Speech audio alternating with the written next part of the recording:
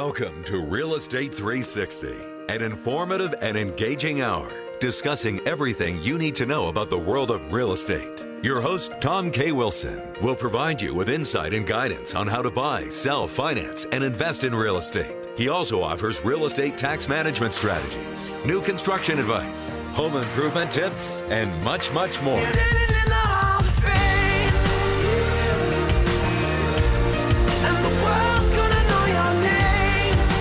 Now, here's your host for Real Estate 360, Tom K. Wilson. Well, thanks for joining us again on tuning in to our Real Estate 360 program, your number one source for all of your real estate needs and education. We're broadcasting from the number one business radio show and station in the San Francisco Bay Area, KDOW AM 1220, the Wall Street Business Network. I'm Tom Wilson, your host for the Wednesday edition of Real Estate 360 that comes to you daily, Monday through Friday at 3 p.m., along with our co-hosts Joe Kuchera and Laurie Graymont. Make sure you tune in those other days, and each segment, each program has different topics, and we appreciate you joining us. If you can't make the live show, you can catch your podcast on RE360 Radio.com, and my programs, my Wednesday programs, on TomWilsonProperties.com or on iTunes. Got a great program for you today, and in our studio we have guest Richard Crouch back with us again to talk about this time today about investing in general, preparing for your retirement, what you should do to not rely on your 401k or on Social Security, building your own retirement portfolio, and what role real estate can and should play in that, and what the advantages are of the real estate. And welcome back, Richard. Hey, great to be here, Tom. Nice to. So it's a shame, Robert Kiyosaki. I know and have spent some time with him in the past, and one of the things I like about Robert is that he sticks to fundamentals. He isn't a gimmicky kind of guy, and anybody at the top takes some hits from wannabes, I think, and competitors sometimes, and at times he's controversial, but I find him to be very fundamental, and one of his great passions is to educate, and it really frustrates him that the education system in our country does not teach about financial independence and preparing for your future. And so, unfortunately, you have generations that come up just assuming that somebody in the government's going to take care of them, and that's a risky place to be, even in the past, much less now. Yes, indeed. In fact, let me give you some interesting statistics when it comes to financial education in high school in this country. Out of 50 states, only 4 teach financial principles in high school. Isn't that amazing? Utah, Missouri, Tennessee, and Virginia.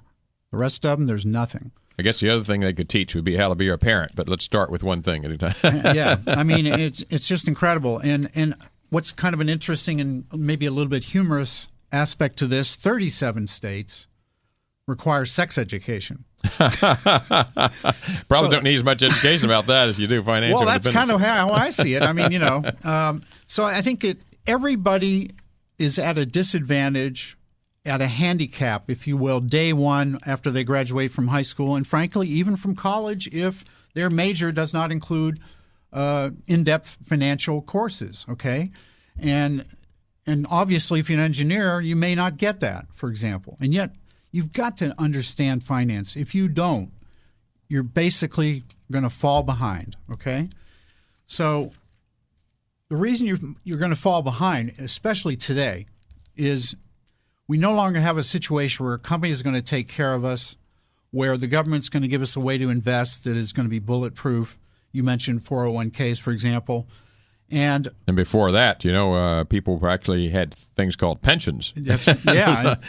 Now it's 401k at best, and a few places have pensions. But boy, look at places that folks have counted on that company and their retirement plan to take care of them, and the company goes away, and they're left with nothing. It's been a tremendous difficult area for people, the whole 401k space, and it's a topic for another day. But I think what's important here is that an individual has to take personal responsibility for his own education, financially speaking. He has to seek it out. And if he doesn't, it's not going to just be handed to him. Part of that's the capitalistic way of things. You know, those with money don't want to share how they make money with people that don't have money. That's just the nature of people, the nature of this country and our system, okay? Rental real estate is one of the best ways to get involved financially with a good long-term outcome that, fortunately, most people didn't need to hear that in high school. They grew up in a house. They have family who have owned rental properties, et cetera. When we're comfortable with houses, they're tangible. You know, we know that they're likely to appreciate over a longer term.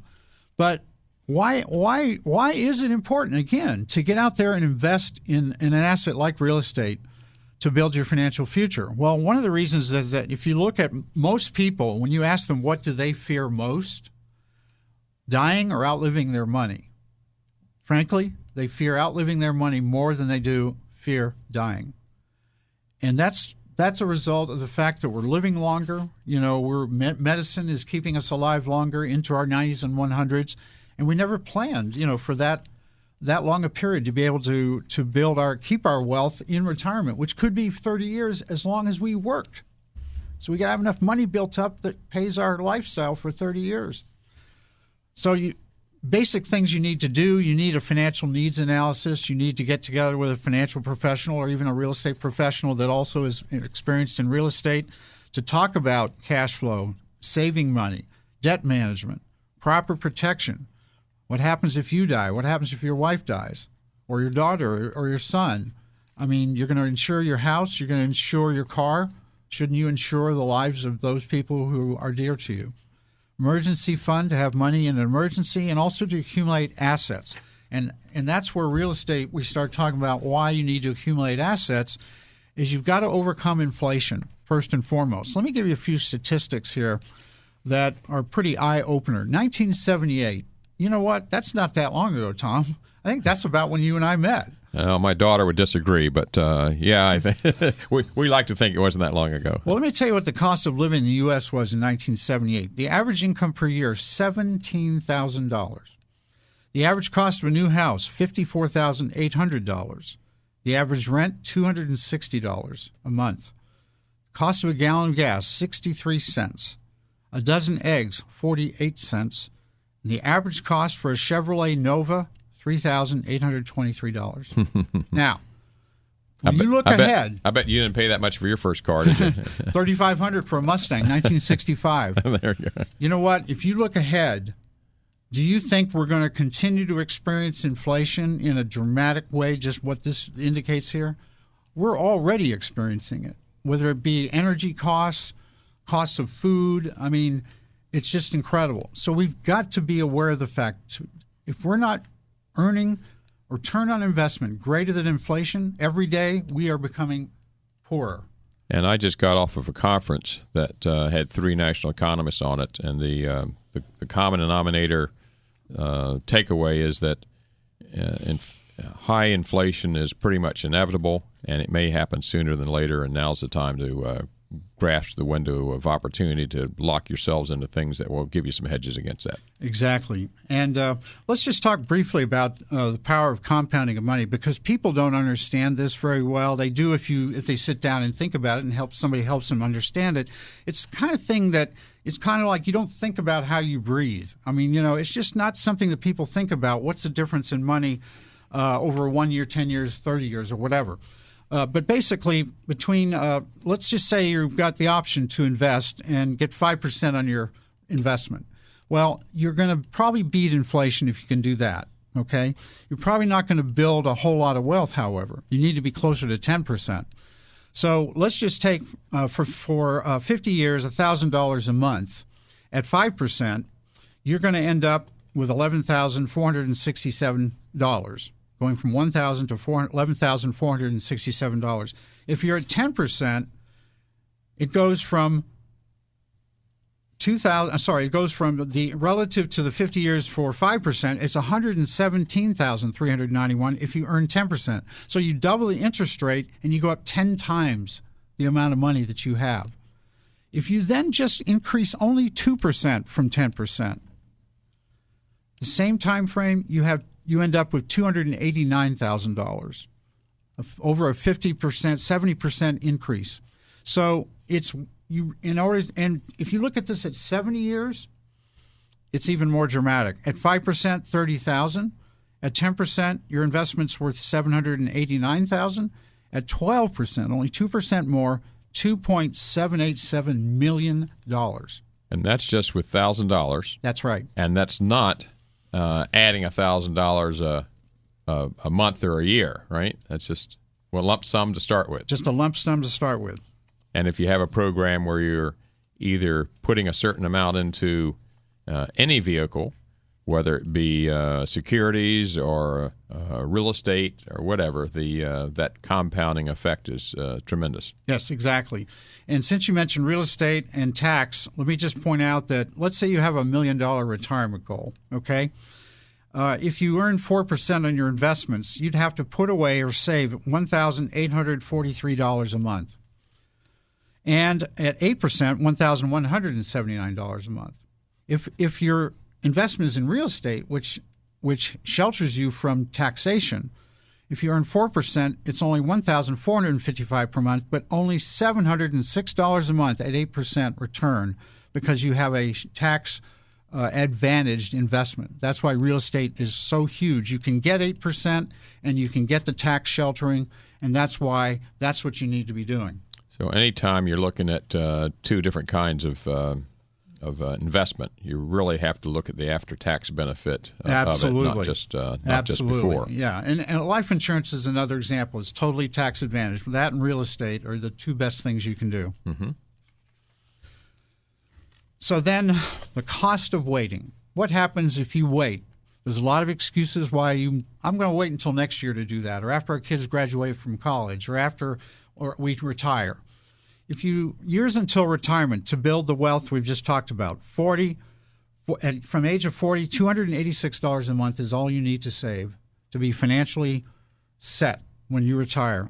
If you wait until 20 years out, you've got to put away $1,697 a month. Or worst case, if you wait till you're approaching retirement and it's only 5 years to go, you've got to put $13,609 a month in savings to pay for your retirement. Well, there's no time like the present, indeed, and it's easy to put those things off. And we certainly know we should not. We've got Richard Crouch with us today, a market expert in real estate arena and in financial advice. This is Tom Wilson, your Real Estate 360 host for today on Wednesday. Glad to have you with us. We'll be back in a couple of minutes and continue talking to Richard about this very important topic. For more information on today's program, visit RE360Radio.com. That's RE360Radio.com.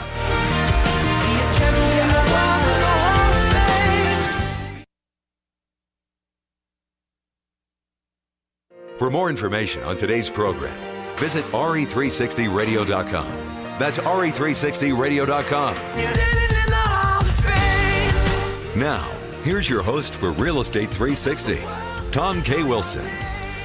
Welcome back to Real Estate 360.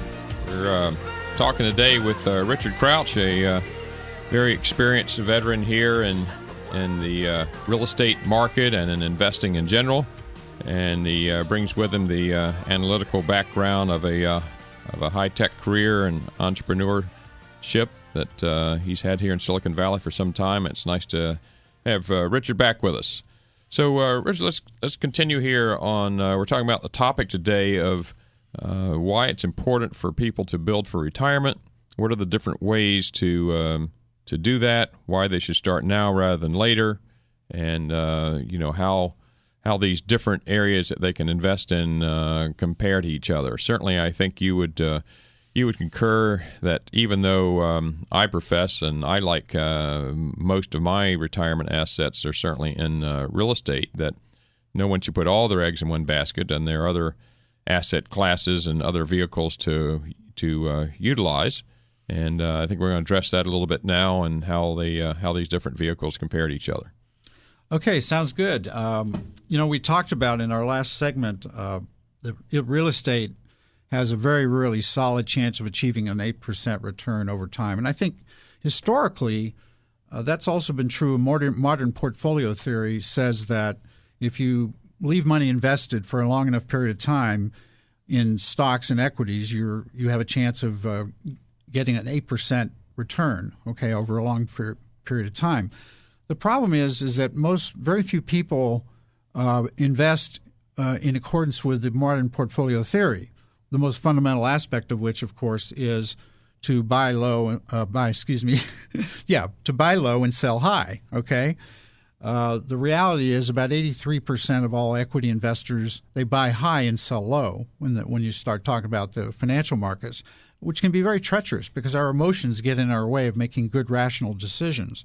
Well, I think the other factor, too, is that most people who are invested do it through mutual funds, through work. 80%, I think, is about the number of the funds that do not perform as well as an index do. Now, exchange-traded funds and index investing has become a little bit more popular. But, of course, when you deal with the mutual funds, they're taking out a fee. And as you went through for about compounding in the last sector, all you have to do is reduce that interest rate per year, or the amount you're making per year, by some custodial fee, and you've knocked down your long-term amount by a tremendous amount. There's an interesting statistic came from a study at Boston College School of Philanthropy and Wealth Management.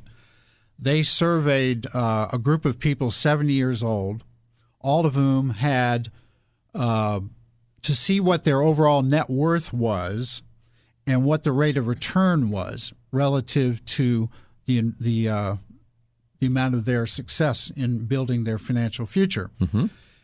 They took all of these people from 1995 to 2005, which included the dot-com crash, okay? And those who had a net worth more than $1 million had earned annually 10.7% on their investments, okay? And those who had less than $1 million in net worth had earned only 3.7%. And what's the difference there? Well, money will double.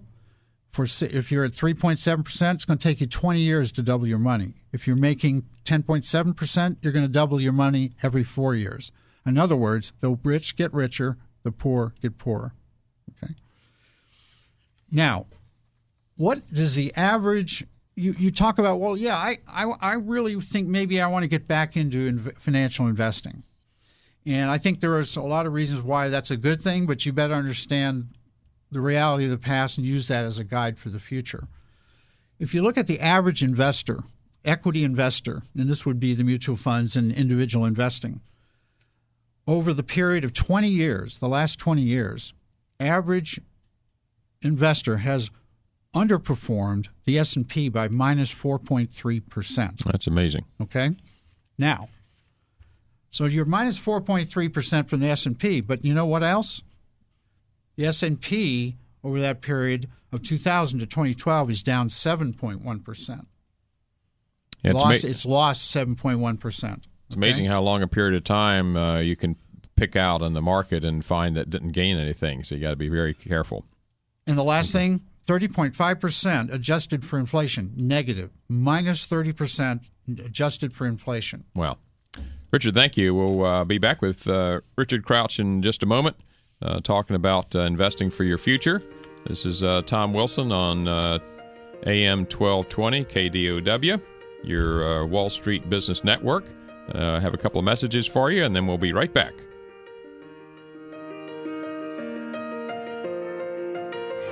For more information on today's program, visit RE360Radio.com. That's RE360Radio.com.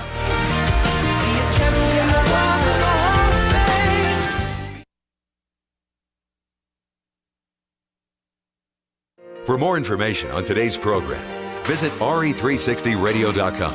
That's RE360Radio.com. Now, here's your host for Real Estate 360, Tom K. Wilson. Welcome back to Real Estate 360. It's a Wednesday edition. We have with us today Richard Crouch, a veteran entrepreneur and expert in the real estate market and investing arena. And we're glad to have him. And we're talking today about planning for your future. Maybe a non-exciting subject to some of you, but by golly, it's exciting if you do it and you've got yourself prepared for retirement. So many people do not. I think we've seen stats, something like 90% of the population significantly rely on Social Security for the retirement. And my gosh, that's a scary thing in the past, much less is there going to be money in the future. So more than ever, I think it's very important to make sure you've got your own retirement plans in place. And there's certainly different vehicles for doing it. We certainly don't suggest or promote that you put all your eggs in one basket, even though I personally, and on this show, we talk about real estate, and we feel that should be a significant part of it. There are other investment areas, but you need to be very careful because it's not uncommon for the routine 401k or retirement fund that's mostly made up of securities for people to wind up losing money relative to inflation. You know, that's right, Tom. And I want to just quickly, 3 numbers I want to refresh from the last segment so people get set in their minds. And that is that the average equity investors lost 4.3% over a 20-year period.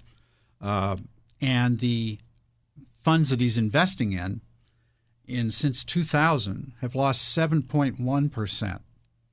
And then if you factor inflation in, that number is actually minus 30%. So what does that mean? Well, it doesn't mean you absolutely don't invest in equities, but if you're going to, you definitely need an investment advisor, and you have to be cautious, okay? Now, no matter what it is that you're investing in, make sure you've got somebody who's an expert, and don't rely on the input on any important decision from one resource. That's right. And I don't care. Especially your friends and buddies. Yep. You know. Yeah. Especially your friends and buddies. And so what then is the right move right now? Well, I've always pointed out why real estate is absolutely the right move, because it's a tangible asset, and it's definitely a good place to have your money now, okay? The other option that is open right now is in fixed income investments. Everybody's tired of 0% on their savings and only 1 or 2% on their CDs. You can actually get 5-6% with fixed income investments, and you can talk to your investment professional about that. And in most cases, all the fixed incomes do have guarantees, so you can't lose money in those investments. And there may be a point in many people's lives where, indeed, as much as I love real estate, it is not totally passive like a CD. Fortunately, generally it makes more income. But at some point, somebody, for whatever reason, may want to move some of that money into a fixed asset. Especially as you get further along in life, and you can even you have the opportunity to structure your wealth into either a period certain or for income for life, which can be very comforting. Mm-hmm. Mm-hmm. Yep. And so we got to be just got to be careful how you invest in. Yeah, you really do. And securities. But most employees, be aware that you need to invest. If you do nothing, you're going to get the return you're going to get is a big goose egg, 0. And if you stick money in the mattress, you're going to lose. It's basically the same as every night, every morning when you get up, you have less money than you had when you went to bed. Today we have with us Richard Crouch talking to us about planning for your retirement and what the different avenues are, why it's so important, and the role that real estate can play in that.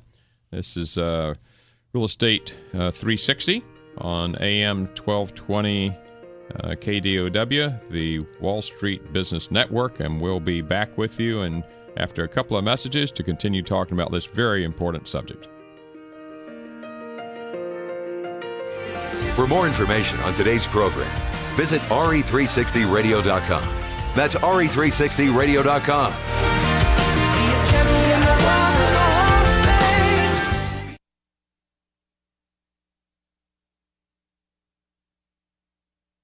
For more information on today's program, visit RE360Radio.com. That's RE360Radio.com.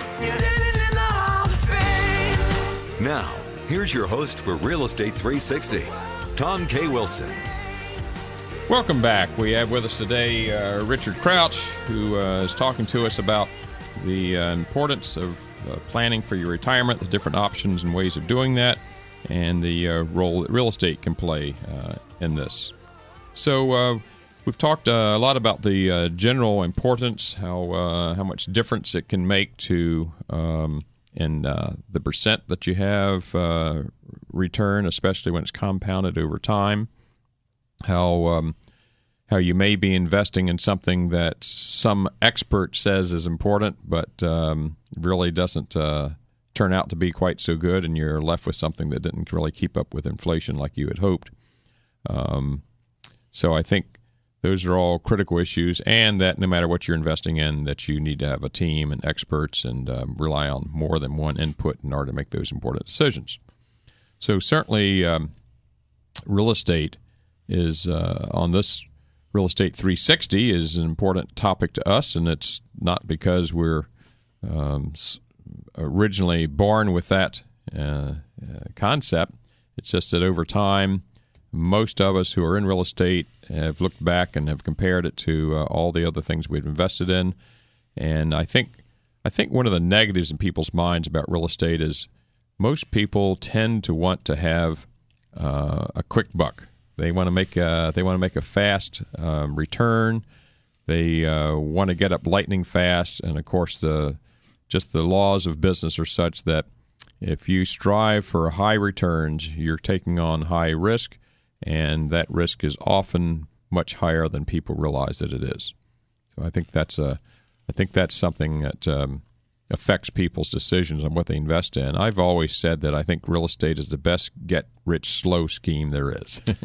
And I have a client who, starting in the late 70s, who was originally in high tech and decided that he had a better calling to invest in single-family homes in Santa Clara County. And he did that over a 10-year period, and then his career actually became managing those properties and doing the repairs and fixing them. It was a whole career for him, and he loved it.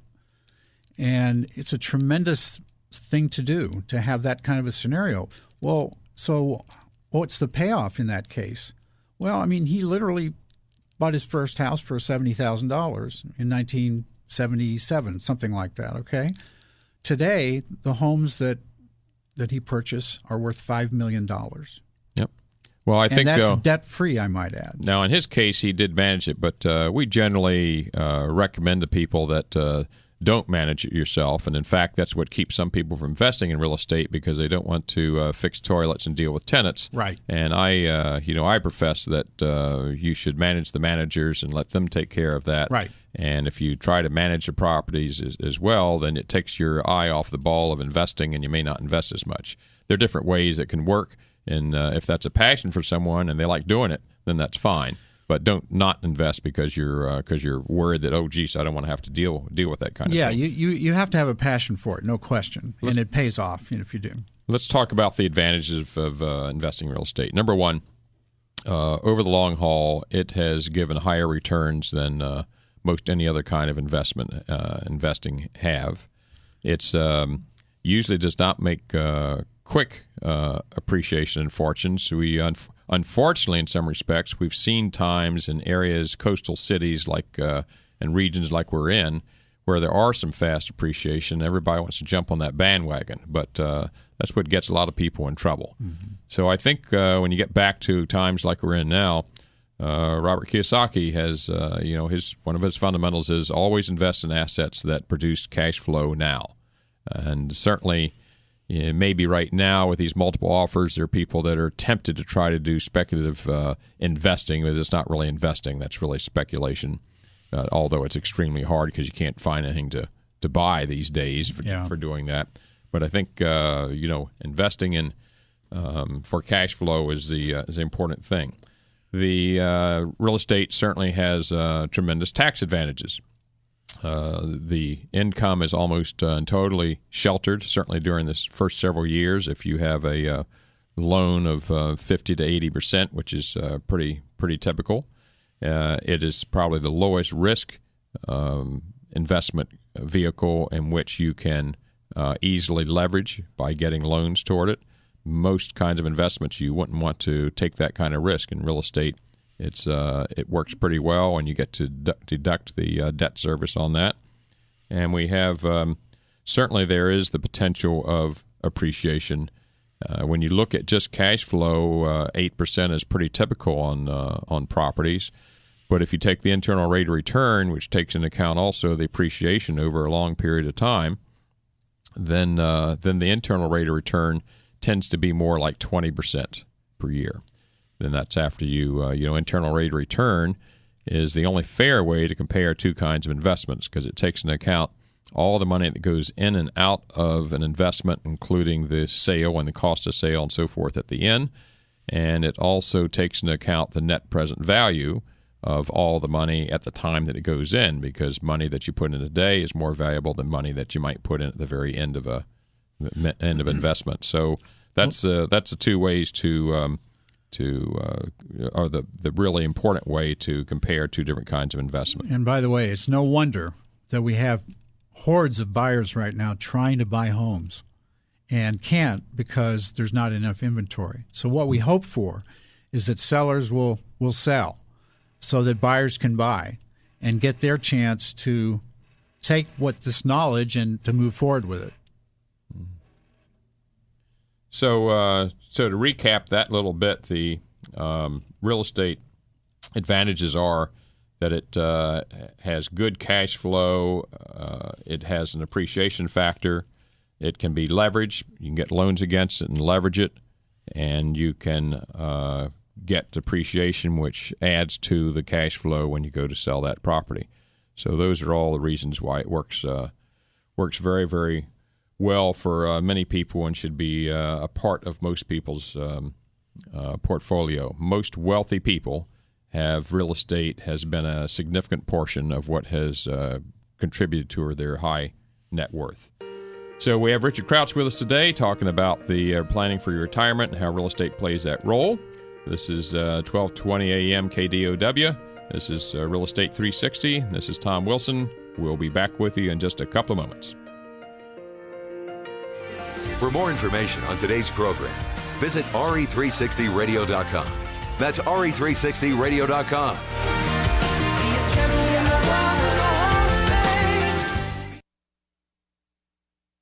For more information on today's program, visit RE360Radio.com. That's RE360Radio.com. Now, here's your host for Real Estate 360, Tom K. Wilson. Welcome back to Real Estate 360 with their special guest, Richard Crouch, talking to us about planning for retirement. So we've covered a lot in this program, and one might ask, how sustainable is this? Is everybody done buying houses, and or is there more to come? Let's talk about baby boomers, which is probably the most significant demographic sector that's affecting real estate in the next 15 years. What are some of the numbers there, Richard? Yeah, far and away. In fact, 76 million people born between 1946 and 1964, and every 7 seconds, 10,900 per day, they are turning age 65, and that will continue for the next 17 years. Okay, what's significant about this? Well, if you look at the baby boomer generation, they have been at the head of every wave of economic opportunity in this country. When the first baby boomers were born right after World War II, an entire industry for baby food evolved, Gerber being the biggest benefactor. 5 or 6 years after that, Mattel, toys. Another 7 or 8 years after that, automobiles. And then homes, and life insurance, investments, retirement. Real estate has played a major role in building the wealth for these baby boomers, okay? And at some point, they are going to be at a stage of their lives where they want to downsize. They want to live perhaps closer to their children. They're going to be selling their properties. They're going to be buying other properties. There's going to be this churn of real estate transactions that is going to only accelerate in the years ahead. So if you had any thought that somehow real estate will sort of just be flat for the next 10 or 15 years, you're definitely wrong. It's going to be very dynamic with a lot of properties changing hands and wealth being created in that whole process and prosperity for the future. And that's why we're in this game, I think. Yeah, it's important. Everybody knows about the baby boomers, but they may not know it's creating that much of a future market. Richard, thanks for being with us today. How can people get hold of you if they'd like more information and get your assistance in any area of expertise, whether it be financial advice or whether it be in real estate? Best thing is the email address, rcrouch@apr.com. That's R for Richard, Crouch, CROUCH @APR, AlonPinnellRealtors.com. Great. Thanks so much. It's wonderful having you with us, and we'll have Richard back soon to talk with us some more about other subjects about financial investing and real estate. Tom's top tip of the day is great principles are not always complicated. The great Conrad Hilton, who built the first great hotel empire, was once asked to what single thing did he think was the most important thing he learned. He said to keep the shower curtain inside the tub. Wonder how many floors he replaced, huh? Thanks for being with us on Real Estate 360. Remember, you can go to RE360Radio.com and get the podcast. You can go to TomWilsonProperties.com and get the podcast list from there. Or you can go to iTunes and pull them up. It's wonderful having you with us on KDOW AM 1220, Wall Street Business Network. You've been listening to Real Estate 360 on AM 1220 KDOW. For more information on today's program, visit RE360Radio.com. That's RE360Radio.com. AM 1220 KDOW.